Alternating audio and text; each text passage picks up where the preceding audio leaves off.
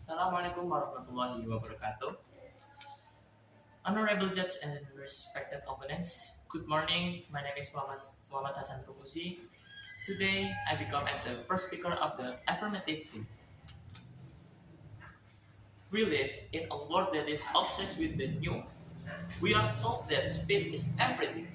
That if we don't modernize our social norms, our laws, and our behaviors overnight, we are being left behind. But today, the affirmative team stands to ask a fundamental question: progressive towards what, and at what a cost? When we talk about social progress, we are often talking about a top-down imposition of globalized values that ignore the historical context of a people. We believe that by prioritizing cultural preservation, we are protecting the very soul of the community. We are not anti-progress, we are pro-stability. We believe that for a tree to grow tall, its roots must be deep. If you sever the roots to make the tree move faster, the tree simply dies.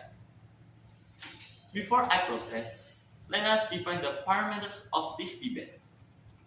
The first one is cultural tradition.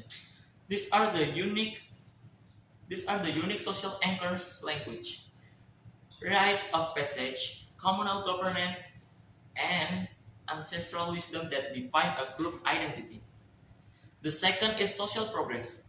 In this context, we refer to the rapid liberalization and westernization of societal norms that often clash with local values. The third is the stance we prioritize the preservation. This means if a new social policy threatens a care tradition, we choose to protect the tradition first. We don't defend tradition that involve physical harm or gross human rights violation. We are debating the clash of values, not the right to inflict pain. Move to my first argument is about social cohesion and identify. Why is tradition more important than rapid progress? Because human beings are not robots that can be programmed with new social software every year. We are product of our history. When social progress happens, when social progress happens too fast, it creates a generational void that elderly feels like stranger in their own country, and the youth feels a sense of rootlessness. They have the latest technology and the most progressive slogans, but they lack a sense of belonging. This is why we see a rise in mental health crisis and social fragmentation in highly modernized society. Tradition provides a pre-existing support system, whether it is a communal harvesting ritual or a specific way of resolving disputes through elders. This tradition provides a safety net. When you prioritize this, you ensure that the individual feels part of a continuum. A society that is secure in its identity is more resilient. It can handle economic shocks and political change because the fundamental social fabric, the who we are, remains intact. By sacrificing speed, we can deep and stability. And then my second argument is about sustainable evolution versus fragile progress. The opposition will likely argue that we are slowing down justice or equality, but we argue that forced progress is fragile progress. When social progress is accelerated at the expense of tradition, it often creates a massive cultural blockage. Sorry, massive cultural backlash. We see this globally. When traditional communities feel their values are being erased by modernity, they become radicalized. They retreat into an extremism because they feel under attack.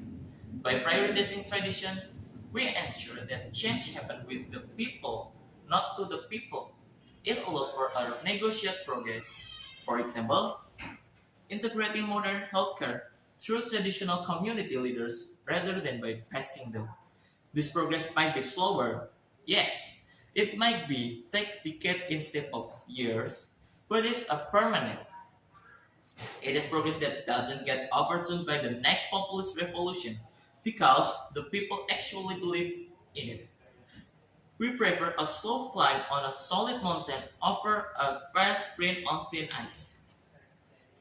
Take a look at the Baduy community in Indonesia. While the world rushes toward digitalization, they prioritize their ancestral pikuku laws. Critical says Critics say they are behind, but in reality, they have zero homelessness and perfectly preserved ecosystem. This proves that by prioritizing tradition, we achieve a level of social security that modern progress often fails to provide. At the end of this debate, we have to wait toward we have to wait towards on the opposition side. You have a fast-moving, high-tech but hollow society where are constantly shifting, leaving, leaving the vulnerable behind. On our side, the affirmative side, you have a society that moves with deliberation. It is a society where a child knows their story, where the community looks after its own, and where progress is a guest in the house of tradition, not its master. For those reasons, we are proud to progress. Thank you. Assalamualaikum warahmatullahi wabarakatuh.